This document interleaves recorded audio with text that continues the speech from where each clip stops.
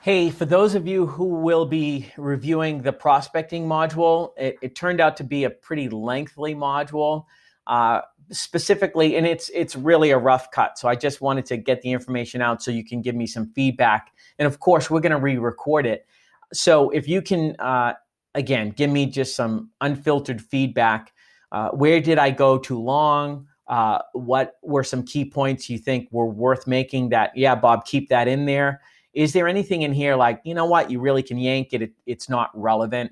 Again, please share with me those things, right? What's working, what's not working. And then lastly, if we had to split up the prospecting module into a couple, where do you think it makes sense? Like, hey, cover on sourcing prospects and then meeting with prospects or follow-up.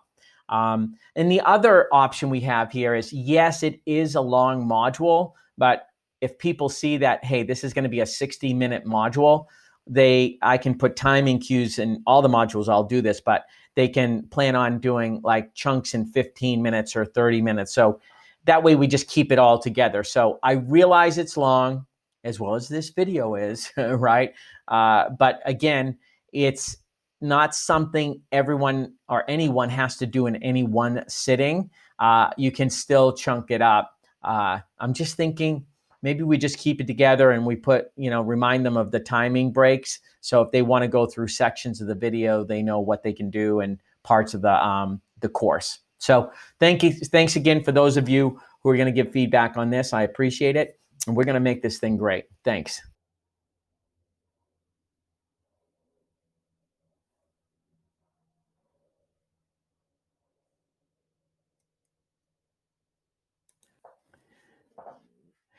Prospecting is like bathing. Unless you do it on a regular basis, you're probably going to stink. That's a quote from Zig Ziglar, an old-time sales guru. It's a quote from, I think, the 30s, 40s, but I think it still applies today. And in sales, it's one of the most challenging things to build a discipline on is to continue to prospect and look for new accounts. And at the same time, when we do it and we have success, man, that's what really fills our tank. It's just that sense of satisfaction when you bring a new account in. There's just nothing like it. So in this module, we're going to go over some techniques that you're probably familiar with, yet at the same time, maybe it's going to give you that extra motivation or a little bit more structure that can help you ensure that prospecting is part of your regular routine. And if we do this, it will result in more accounts, and it's going to help us just be more confident with our existing accounts. So in this module, we're going to cover a few things. First of all, lead sources. If it's a great account and it's in front of us, yeah, we probably know it. But if it's not, it's one of those blind spots. Maybe there's some accounts out there that we have just missed. Even if we've been in the field for years, sometimes these accounts come up and they've been very sneaky in growing their business. So we're going to just review lead sources. We're going to talk about how we can use LinkedIn, and we'll touch a little bit on social networks, but it's not a social networking course. But a couple of things that I've seen people be a bit remiss as it relates to their LinkedIn profile. Next, we'll talk about qualifying. We want to make sure we target the right customers, and how can we decide before we start engaging with somebody, what is our criteria? We'll talk about a prospecting template. It's another template that can help us bring our A game when we get in front of a prospect. And then I'll talk about that initial contact, because that's usually one of the most challenging things, is reaching out and how do we come across really positively, professionally connecting, and whether it's a phone call, an email, or maybe even a text message. And then we'll talk a little bit about some techniques that you can use to get prospects engaged. We call it phrases that sell, and then follow up some more, because this is really the place where we can turn these prospects into accounts. So what do you say? Let's jump in. So step number one is to keep our pipeline full. Someone described it to me like this. It's like taking a piece of pipe and putting cotton balls into it. And as we shove the cotton balls in there, it takes a while for them to come out the other side.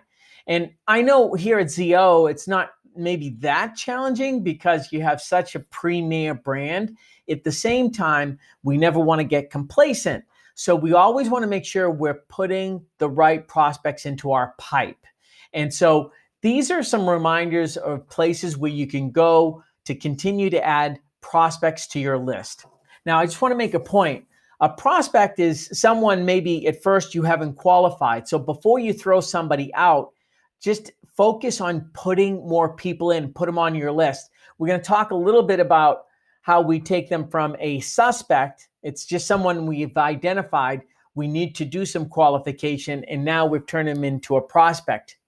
Once they're a prospect, we have decided it does make sense to invest some time to reach out to them, to have meetings with them and follow up. So just for, syncing up on what we need on terminology. So a lead is just in general raw. You basically have a name. Maybe you've done little to no qualification, okay? So where to find leads? Your existing network. Pretty obvious, right? But when's the last time you just slowed down and said, okay, let me look through my network. Where are some leads here? Maybe some people have moved from one office to another. Past customers, right? Asking for referrals. We'll talk, and we have spoken about networking. And of course, whether it's the Allergan rep or Galderma or, the other reps that you work with alongside, even your competitors can provide some good qualification and leads for you. Local advertisements. How many of us get these advertisements for our local area? They're a dermatologist in there. If they're spending money there, more than likely they might be someone we want to reach out to. LinkedIn, and if you have a LinkedIn Navigator subscription, but this is another area, as well as Facebook and other things, to reach out to and find some dermatologist or other skin spas that are in your area. When's the last time you did that? Google searches. Now, this one, I'm going to be full disclosure. So I'm using a big word here. Boolean. It sounds like soup, doesn't it? It did to me, right? But a Boolean search. This is a search, and you can go on YouTube and just search how to do a Boolean search on YouTube, and it will give you the criteria to do it. But it's real simple, where you put some quotations with certain words, areas, and it just helps you refine your search on Google, because it's going to go out to the world. This will help you refine, and it's a great way to maybe pick up on some opportunities that might have slipped through the cracks, if you will, versus other lead sources. And, as we mentioned here, customers and competitors. So what ideas were triggered here? Chances are you're familiar with all these. Yet, when was the last time you just slowed down and added 3 or 4 people to your list? I bet right now, if you just took even 10 or 15 minutes and you did some of these things, chances are you're going to add 3 or 4 more prospects to your list. And that gets your juices flowing, right? It starts by putting these people in the funnel at the top of the pipe. When's the last time you added somebody? What do you say right now? Jump to it, add some leads to your prospecting pipe. So LinkedIn is a great professional networking tool. Chances are you have a profile on there. When was the last time you actually looked at your profile and updated it? And these are some tips here that you can review, and I've collected these from various companies I've worked with. But I found a lot of people, when they do their LinkedIn profile, hey, I'm guilty. I did this initially. It was kind of like a resume, less like kind of a business brochure. And you might want to look at LinkedIn as really a business brochure about you and the company you represent, ZO, right? So look at your profile. What does it project to a potential customer or a lead that might reach out to you? It's kind of like a silent little commercial for you. And chances are, when people do some research on you, LinkedIn is going to come up. What does it say about you? Same thing on Facebook. You may want to make sure you have the right profile built there. My advice, look at other people's profiles, and you'll find some you like, and we encourage plagiarism. Of course, not their specific experience, but there'll be some themes or ideas that you can pick up on that can quickly help you take wherever your profile is right now and make it a little bit better. So review these points on this page and think about how can you leverage and maybe invest a little bit of time in LinkedIn, which can help you with your prospecting technique. So the other thing I want to just point out is this bullet point on grow your connections. So I don't know where you are. Maybe you have, several thousand. Great. I want to learn from you. What I did when I noticed I only had 200 or 300 connections is it just requires time. And it's one of those things, the more time and the more people you connect to, the more suggestions you get.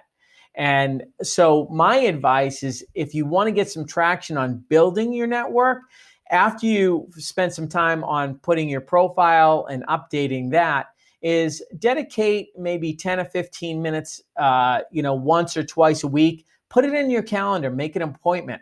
And this is really requires low brain energy, but, click through and start adding people. Suggestions come up. And then second, my piece of advice is if you don't know that person well, always put a note. Take 2 minutes, not even 2 minutes, usually 30 seconds. Remind them how you know each other or say, hey, why you'd like to connect to them. So this is another form of networking. And let's face it, the more people we're in front of, the more opportunities we can have.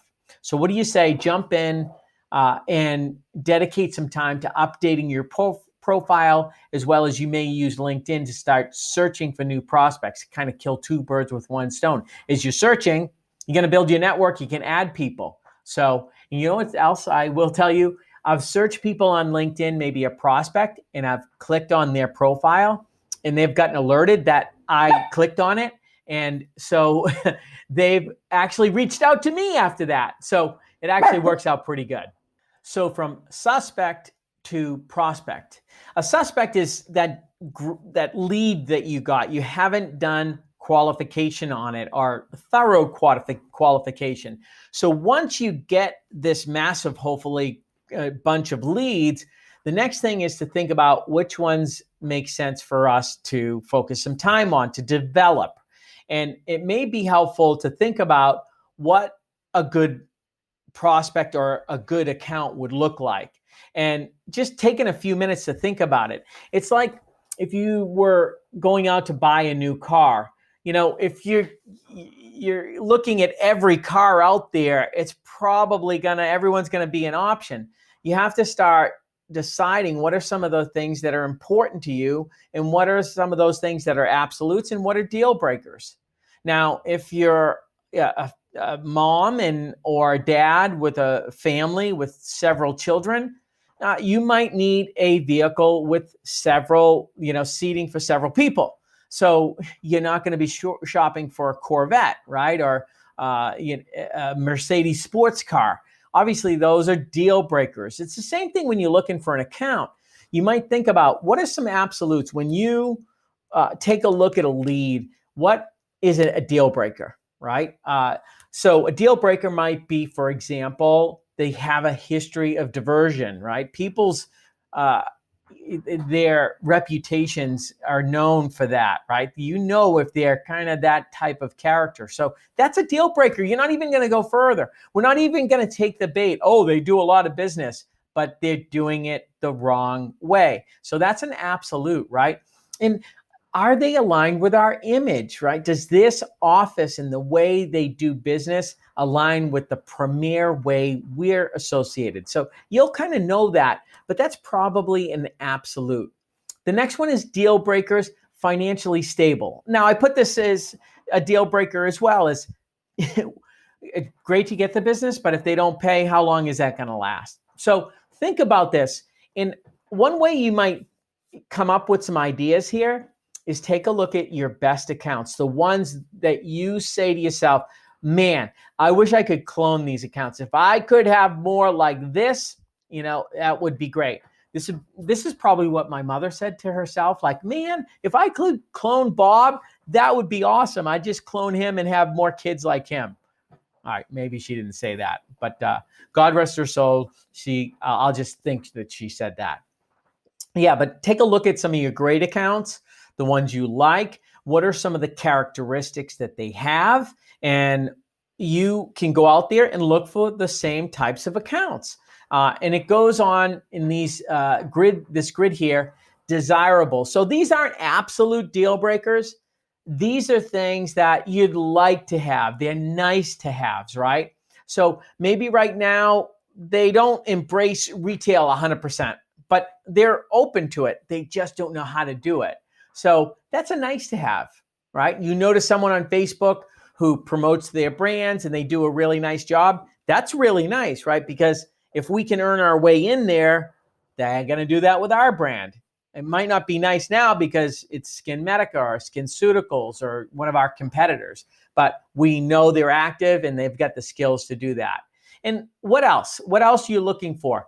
People you have in common, other connections, maybe other equipment that they use in conjunction with your product. All those things can help you qualify and identify what are the right prospects and turn the suspects into prospects. So use this grid to really help you continue to move these prospects down the funnel. Just a quick reminder here as well, the brainstorming questions here. This is where you would stop the video and take a moment, reflect on this question, take 2 to 3 minutes and drill in and answer the question. In this case here, how will having a clear understanding of your ideal customer help you qualify a lead? And how can this save you time? Think about that. It's not a trick question, yet when you think about it, you'll be like, oh, how many times have you invested in trying to get a customer and then you get it and then all of a sudden you say, oh my gosh, I wish I didn't get this one. Be careful what you wish for. So again, it makes sense up front to do that. So think about this question and what you can do differently as you move forward. So you're familiar with the prep template that we shared earlier in preparation, pre-call planning. Well, this is a prospecting template. So if you've decided that this is a suspect that you want to go after, invest some time, this is a template that you can use to refine your approach and get prepared for reaching out. Because especially that first contact, we've heard it before, right? You never get a second chance to, make a first impression. So by using this template, it can help you prepare quickly for that first meeting or first few meetings. So take a moment, review this template that we've put together. I'd love to get some feedback. What is it missing? Is it accurate? Is it relevant? And I've put some questions in here to help trigger your thoughts. In addition to that, I have a blank one here. So after reviewing the one with the questions up above, my advice would be take a look at your target list and select one of those targets that you have and use the prospecting template and see if this is useful and how you can use it to prepare for that first initial conversation or email that you're going to send to them. So put this into play. This is again where you'd stop the video, go look at your target list and fill out this page here and see what you come up with. Love to hear your feedback on this as well.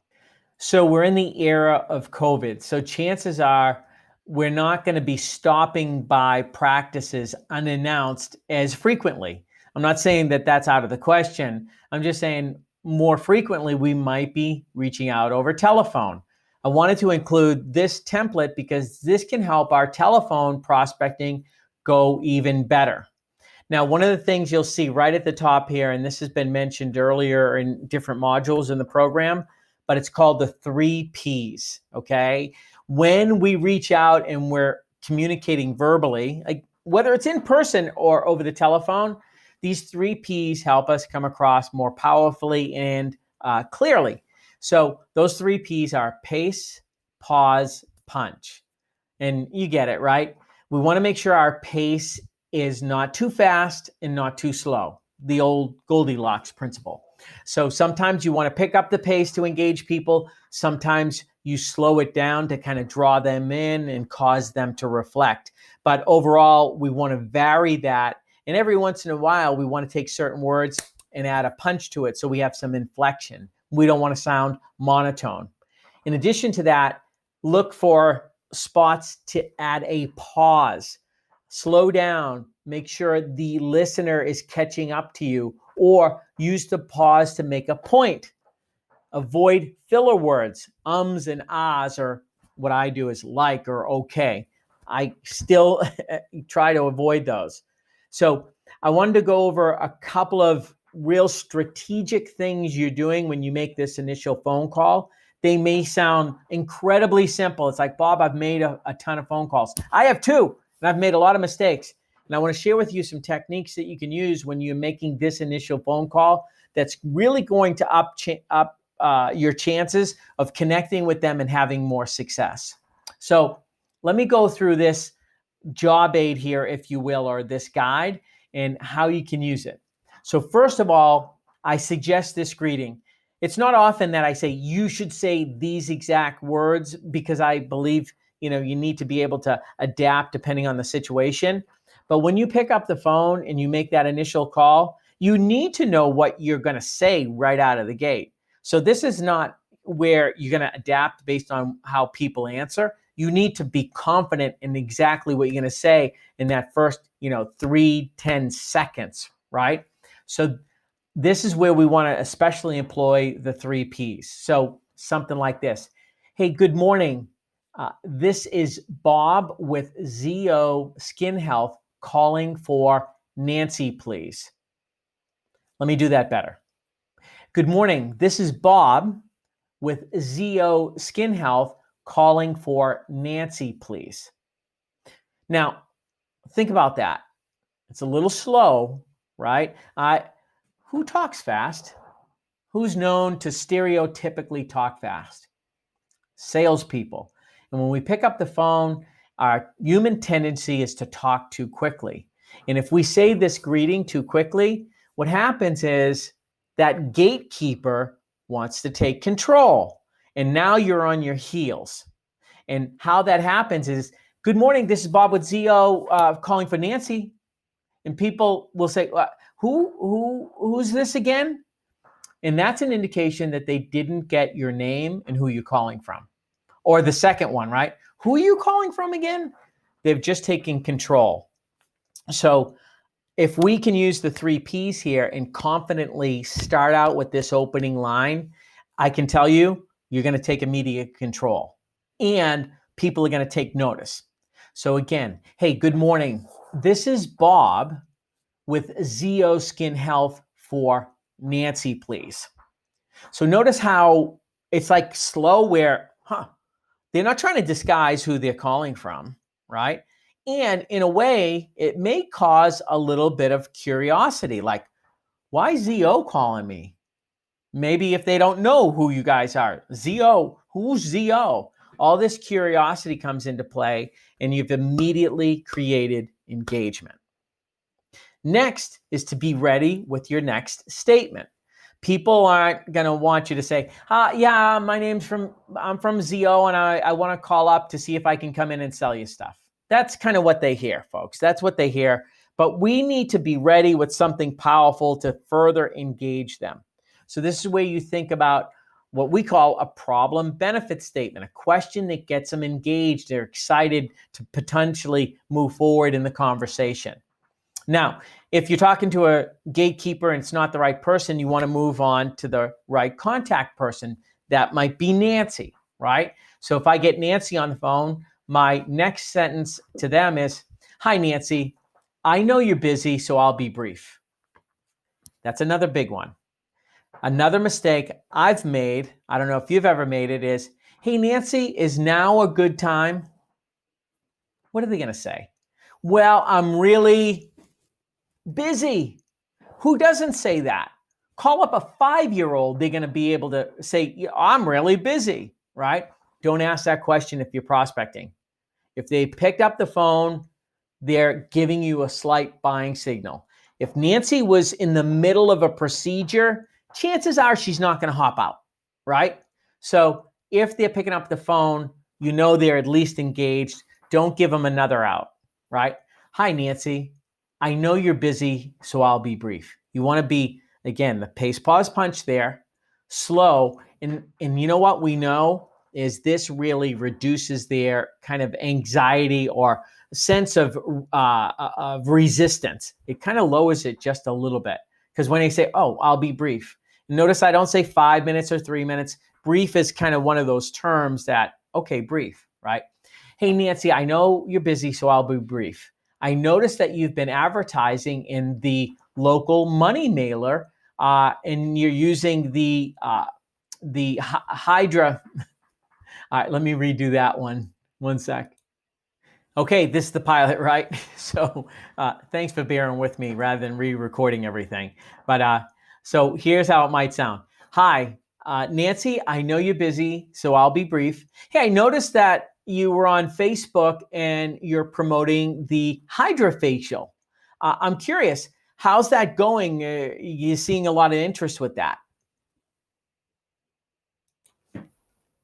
So I've given you a few examples here. Hopefully this just kind of gets your imagination going. You can make some adjustments, but here's another example. Hi, Nancy. I know you're busy, so I'll be brief. I saw your Facebook page and you've been conducting virtual events for clients.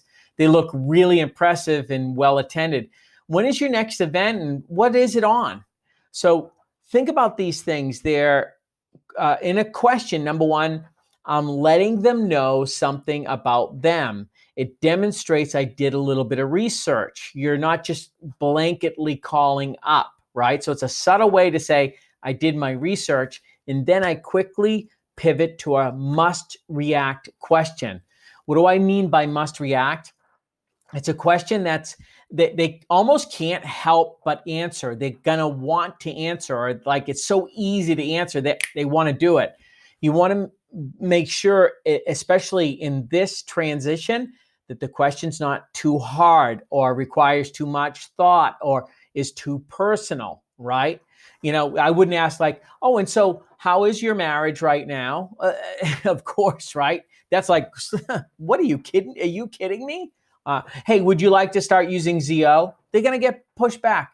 Something easy, right? You'll look at here. Hey, I'm curious. What do you know about ZO? When was the last time you were in touch with this? So you see these different examples. Again, it's meant to trigger ideas. So when you make that prospecting call, think about how you can open it up and get them engaged immediately as quickly as possible. After that, you want to continue on with some initial discovery, asking some questions. I put some examples here. And then, you know, when we said brief, you know, you don't want to wear out your welcome, right? So if you have them on the phone, don't be that person who just keeps pushing and pushing. You know, from your sales acumen and your gut, right? Your sales kind of intuition, how much to push, right? You don't want to push so much where they're resistant. You want to make sure when you end this call, they feel better about you and ZO. That's kind of my measurement. If they feel better about you, but if they feel neutral, like, no, that wasn't a big deal, you haven't made a decent impression. If they feel like negative about you, like, gosh, that person's pushy, you haven't done your job. So kind of find that moment, gather the right information. The questions should help guide you there. And remember, when we ask a question, we should listen. Be careful we're not jumping to the close too quickly. Let the person talk. And you might, after they answer that question, be listening so you can ask a relevant follow-up question. Really? Tell me more about that. Or when exactly did that happen? Or how did you get into that? So those questions will demonstrate you're interested in your listening, which is very powerful. Again, we realize you guys are probably not going to do happy hour on this first call. So then you need to transition to your call to action or your close, okay?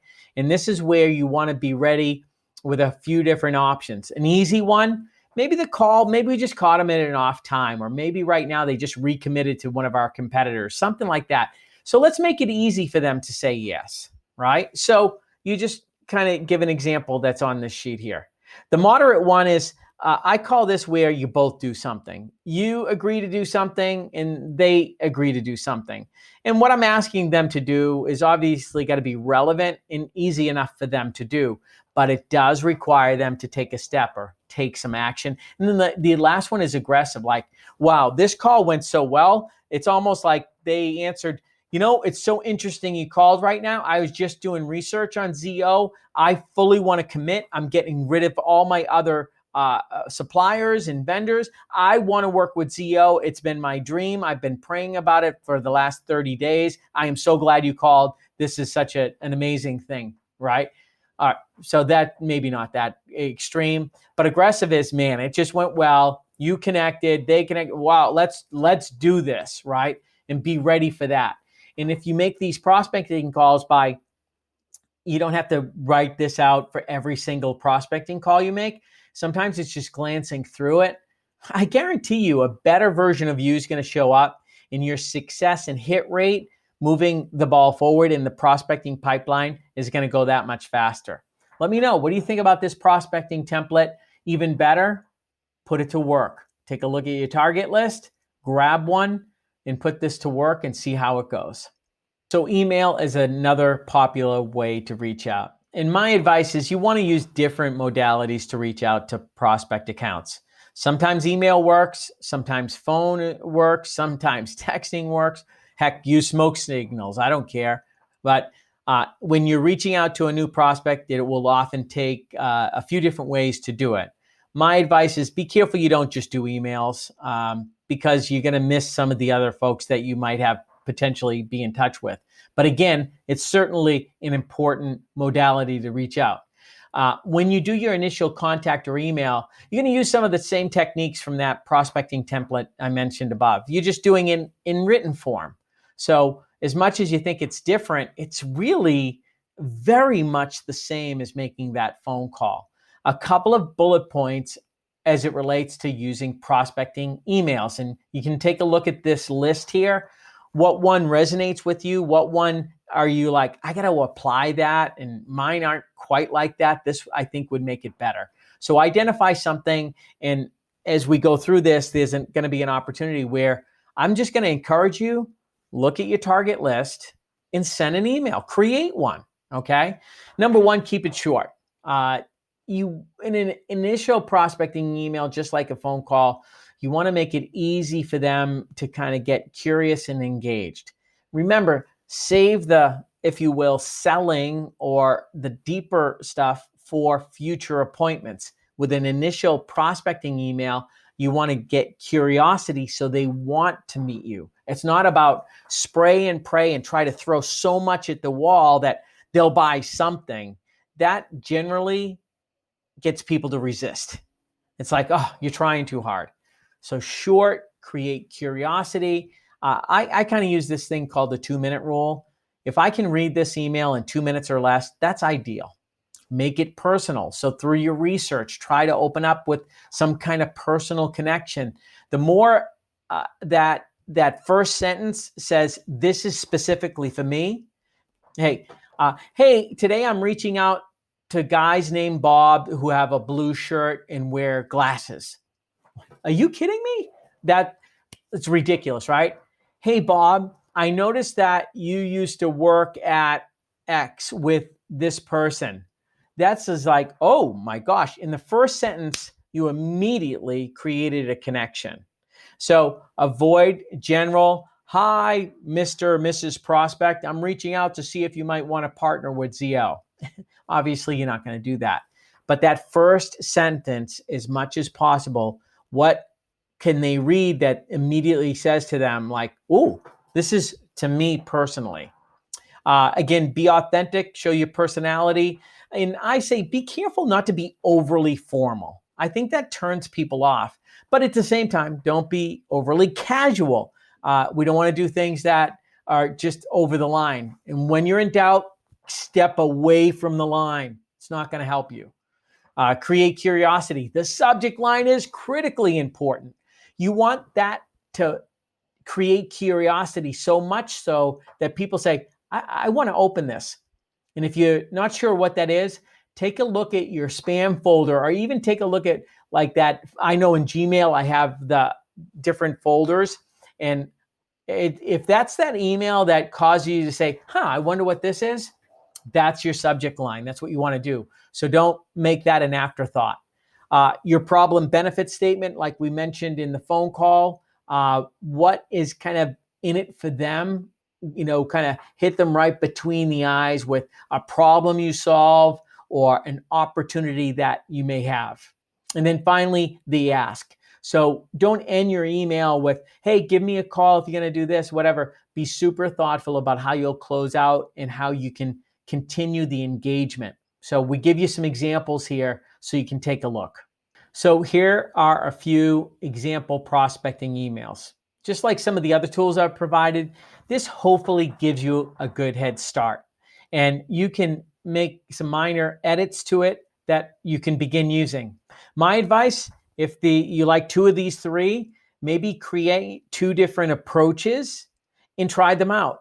Say, I'm going to send these to 5 people and then send these to 5 other people on my target list. See what gets the better response. And you might find ways to tweak them or even ask for advice from the accounts that do answer them. You might ask later, hey, I'm curious, what in that email caught your attention? And that might help you kind of get into a good routine or base it on best practices.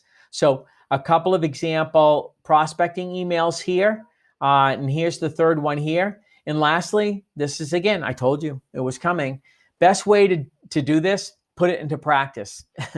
We probably wouldn't hurt to do a little extra prospecting right now.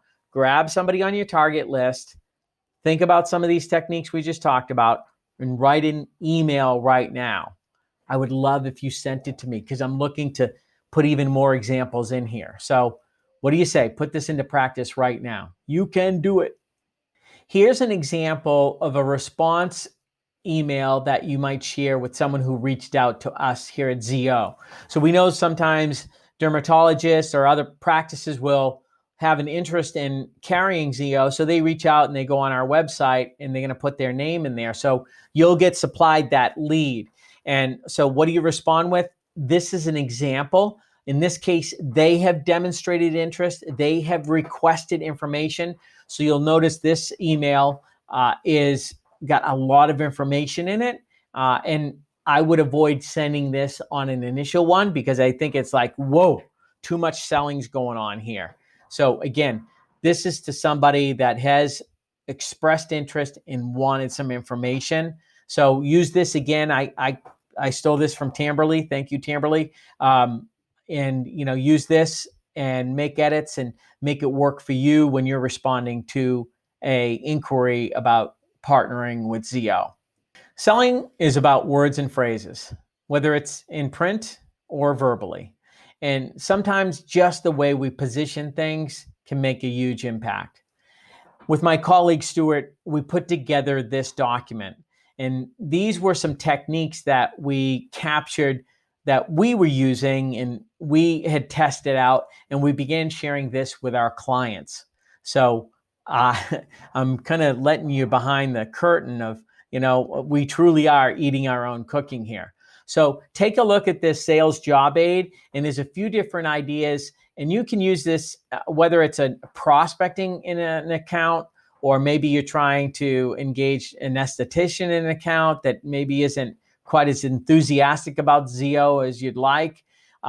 Maybe it's an existing account that isn't enthusiastic about something, or maybe they're not doing as much retail as you'd like. These are some ideas that you can draw on that might help you get or move the sale forward. So it's listed here, the idea, and then the approach. So the first one here, the idea, hey, I'm not sure how much you know about ZO. So I'm just going to take this one deep for a moment. When we ask, have you heard of ZO Skin Health? Or do you know much about ZO Skin Health? We put ourselves on the defensive. If instead you ask, how much do you know about ZO Skin Health? The client is on the defensive. So think about that. Hey, what do you know? And what it implies subtly is, I should know about them. So it's a little kind of way to get them engaged. You'll notice I used it in the prospecting email above, and I also use it further on in this module. Hey, so what do you know about ZO?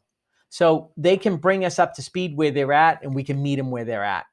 And it also gives them permission in a tactful way to say, you know what? I don't know that much, right?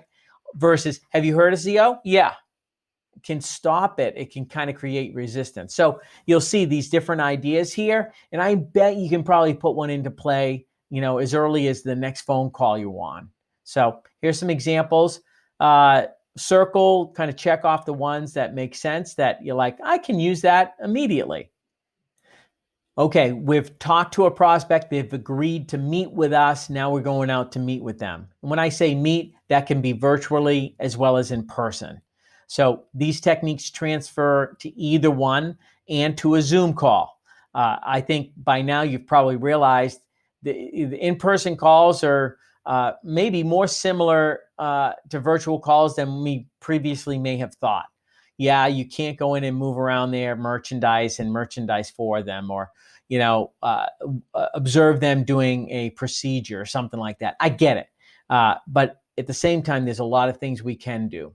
So a few things prior to your visit. Here's a list. Send an agenda and ask for their input. That's going to demonstrate that you're prepared and that you're on your game. Your professionalism and credibility goes up if you send the agenda. You're going to set yourself apart right from the beginning.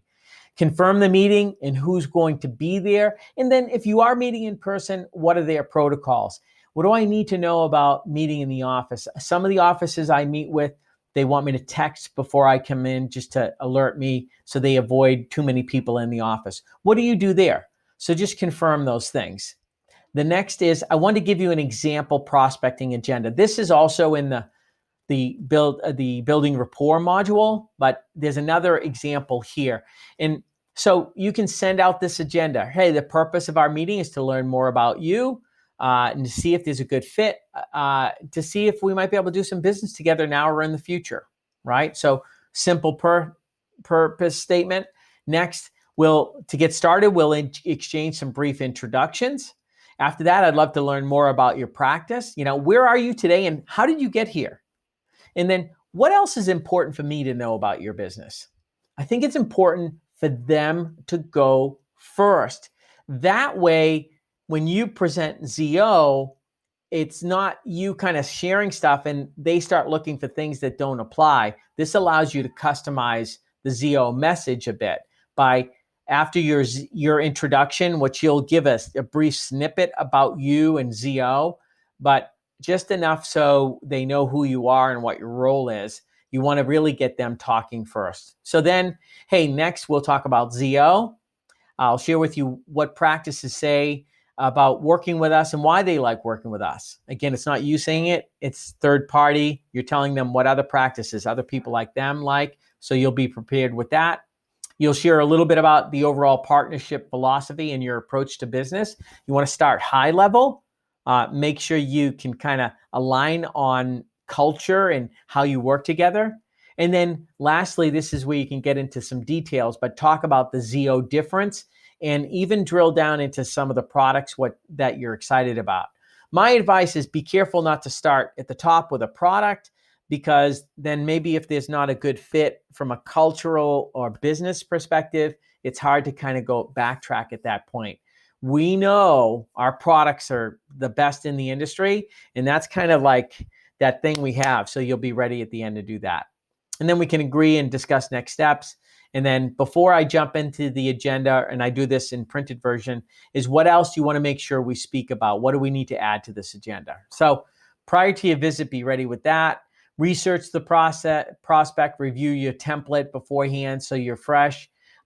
Review what you know about them and be prepared with the deliberate rapport question, which I'll mention below, and prepare some discovery questions, which I go into more detail later on here in the module.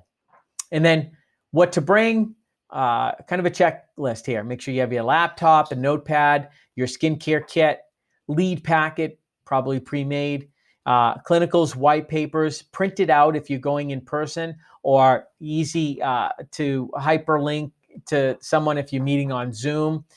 If you don't want to give it to them beforehand, you'll have that ready to go. With some cases, you might send it out beforehand so you can reference that link when you're on the telephone. Car stock, and specifically the stock you've selected for them and why.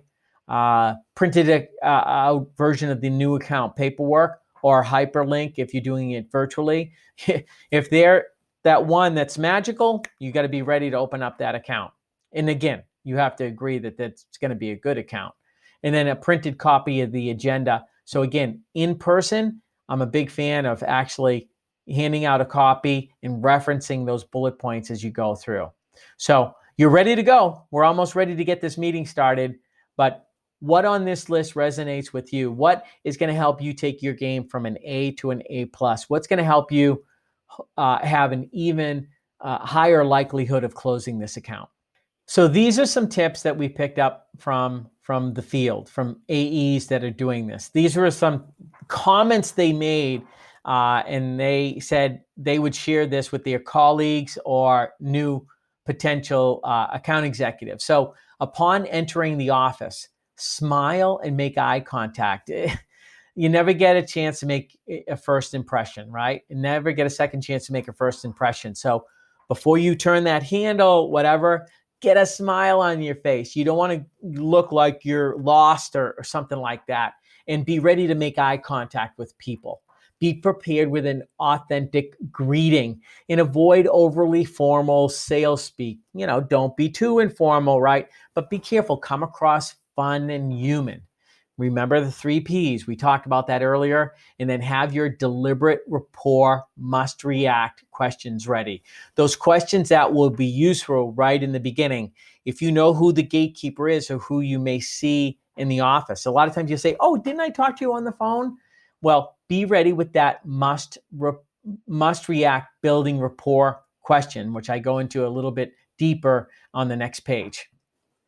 As well as you're doing the visit, but especially when you first visit, is how aesthetically pleasing is the site. You're going to observe for some of these things to start to qualify them.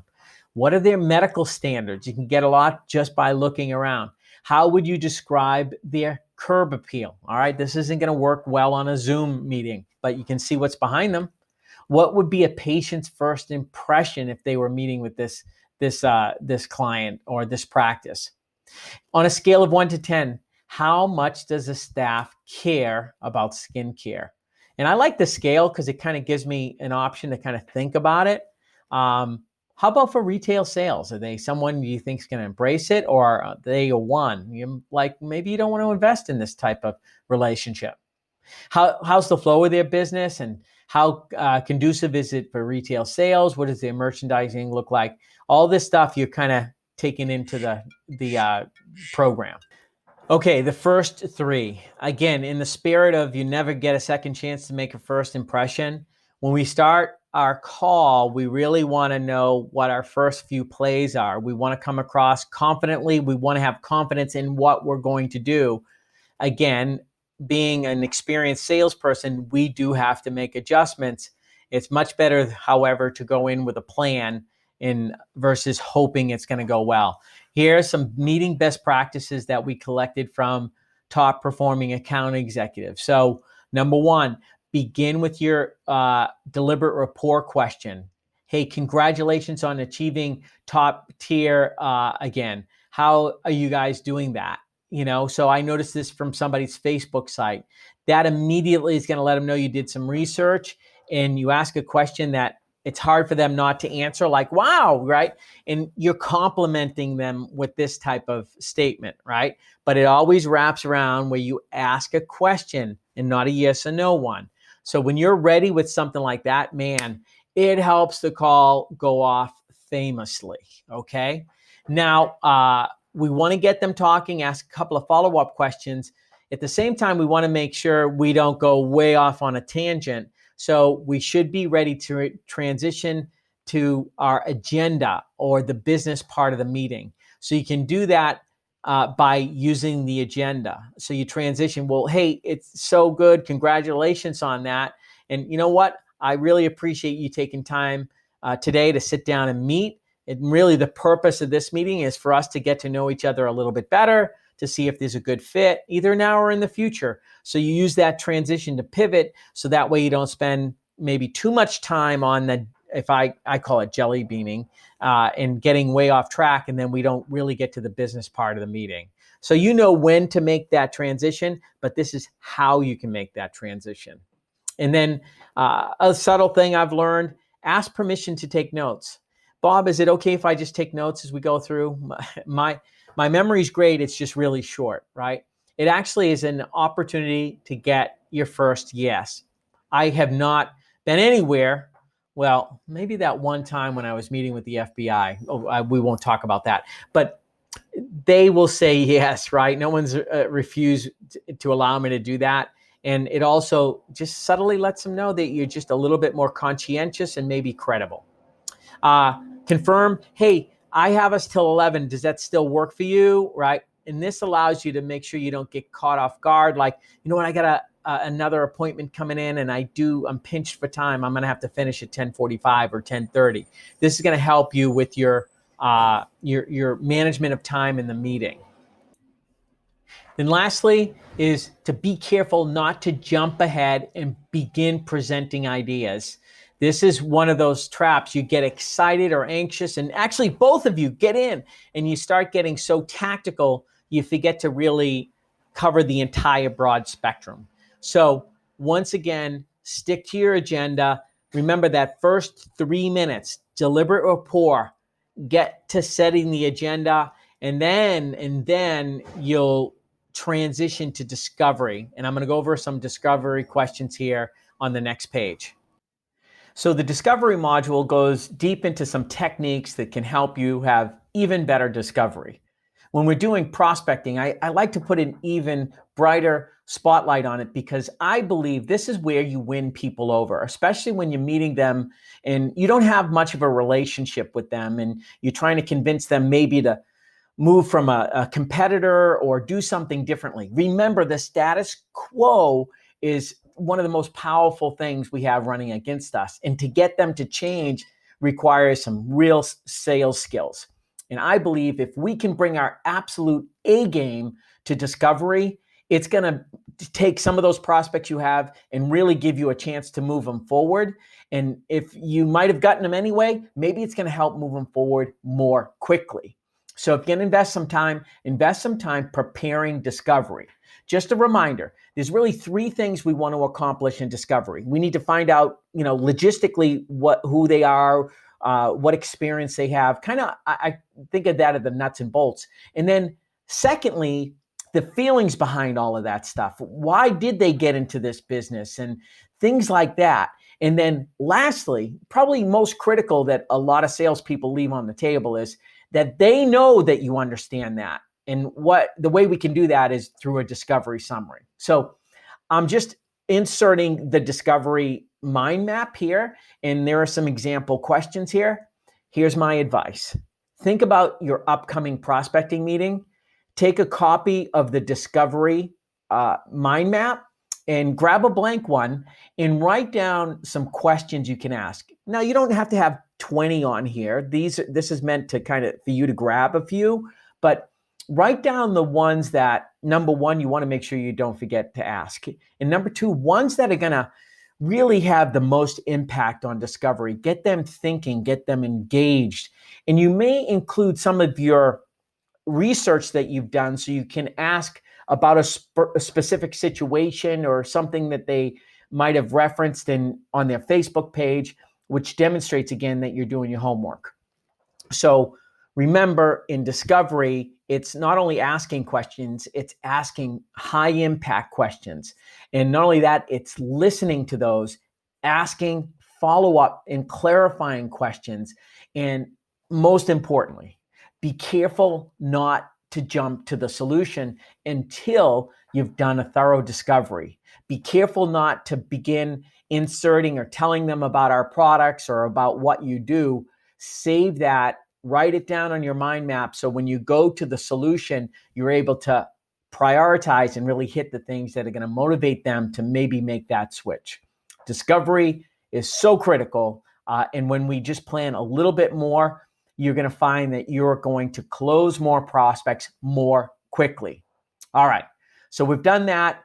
Let's now jump into follow-up and talk a little bit more about that. So once we've done our initial meeting, there's going to be follow-up. Chances are that, you might not have closed that deal on the very first call. In some cases, if it's been an inquiry or something, the chances might be very high. In other cases where you're really trying to bring in a brand new account that you have little to no relationship with, it does require additional work. And that additional work comes through follow-up. And so we hear this all the time. Oh, you got to follow up. So what does that really mean? I've outlined a few things that you can keep in mind that can help you get that prospect from that initial call to finally where they're an account. My advice and what I've seen working with people is you should be ready to invest 6 to 8 touches with that prospect, and almost don't expect much of anything to happen between that 6 to 8. And you know what? Most salespeople, they don't give up after one. Some do, right? Some do. They gave it a shot. Oh, it didn't work out, or it was a really cold lead. But most give up after 2. They follow it up one other time. I'm guilty. Okay, I have other prospects in my email right now I should have followed up on. But that second time after that, most people give up. It's that third, fourth, fifth, and some 6, 7, 8 times, that's when you get the deal. And what you want to do during follow-up is provide them the experience of what it's like to do business with you before they have to commit to doing business with you. So if you are out on a route and you can incorporate them into your visit with other accounts and you want to actually make them an account, put them right on the list. Visit them as if they're an account, because we can say all day long, I'm going to be in here on a quarterly basis. I'm going to be with you every month, or I'm going to help you merchandise, right? If you actually show up and you've done that a few times, there's a very good chance that you've shown up more than their existing competitors. And there's a possibility that at least you're showing that your money's where your mouth is, right? That, oh, they actually show up, and they're showing up before they even have any business. What must they be like if I actually give them business? So if this is a highly qualified account, you really want to work at it. And don't you agree? Some of the ones you have to work for become your best accounts. So if you've identified that and it's worth investing the time, follow up, follow up, follow up. All right, so we're in the era where we're doing a lot of virtual calls. The same thing applies. It may be a little bit different, but continue each time you meet with them, make sure you have a committed next step or a next touch point. And, again, I've referenced it in some of the materials, but the 3 kind of areas you can close for in next steps, right? Easy, moderate, aggressive, right? Make it easy to take that next step. If they're ready for that easy step, just sell that one. That one should be basically a no-brainer, because it really requires only you to do something like, hey, I will call you after a month. The moderate is where you're asking them to do something. Maybe you've given them a sample and you said, hey, I'd love for you to try this. Would you mind trying this and let me know what you think? So now I've given them product, right? I've done something. Now in return, I'm asking for their feedback, what they think, their opinion on that product. All right. Not too hard, right? But at the same time, we are asking them to do something for us. And then of course, aggressive is everything's just going in the right direction. Go for it. Get the account open. Okay. So follow up, a few other best practices, things that you might already be doing, or maybe some areas you want to tighten up your game a little bit. I just talked about making that follow up. Again, what we're trying to do is make a promise and keep it. And the more promises we make and the more promises we keep, our trust goes through the roof, and that lowers their resistance to moving forward and doing business with you. And that can also create the confidence in them that, you know what, Skin Medic has been pretty good. I mean, I've worked with them for a long time. It's kind of, maybe they think it's the devil they know. I can deal with it. It's fine. A lot of my clients like them. But over time, you might build up so much confidence, then they finally say, I need to be with ZO. This is crazy. Why am I not with them? Sayonara, Skin Medica, right? So you guys get it, right?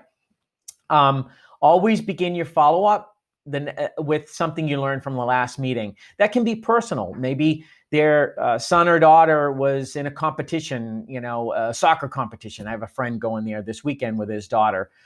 So, you might follow up. Hey, I know Brooke had a soccer tournament in Arizona that the last time we spoke. How did that go?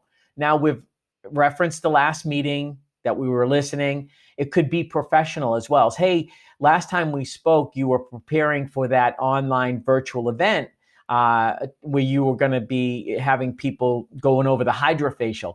Hey, how did that go? So again, connect the last conversation with this conversation.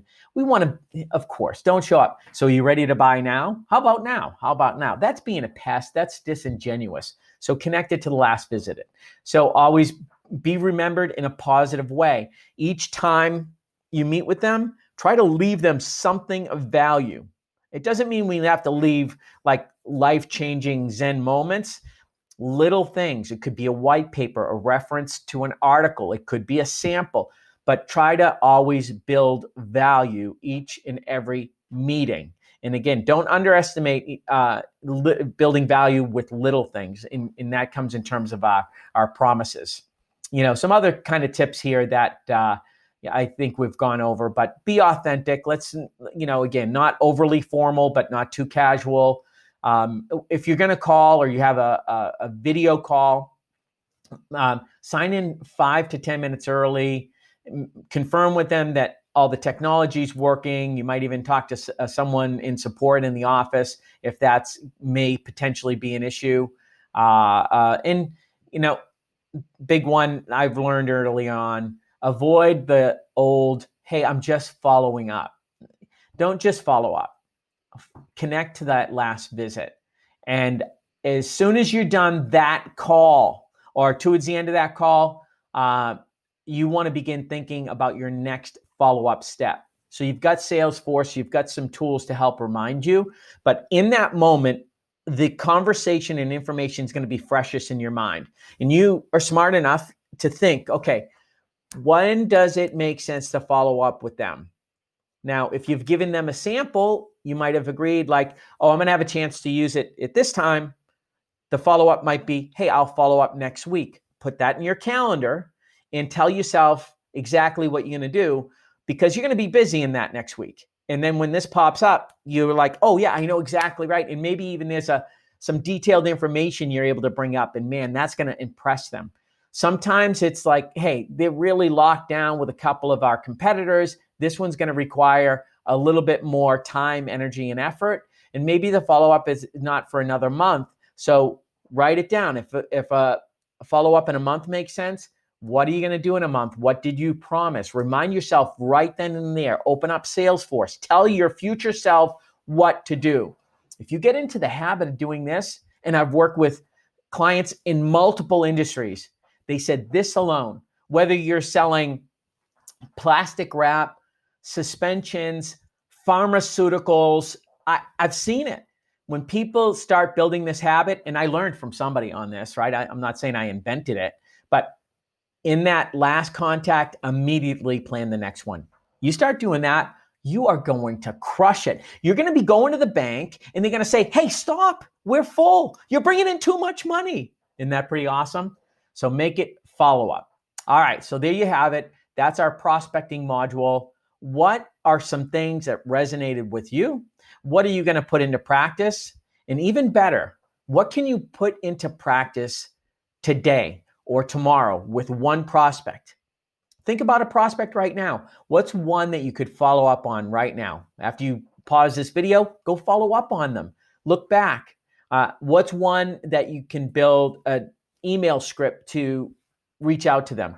Again, this stuff, it's not rocket science per se, but we got to do it. So I just encourage you, what's something you can do right now and get into action and start putting this stuff into play?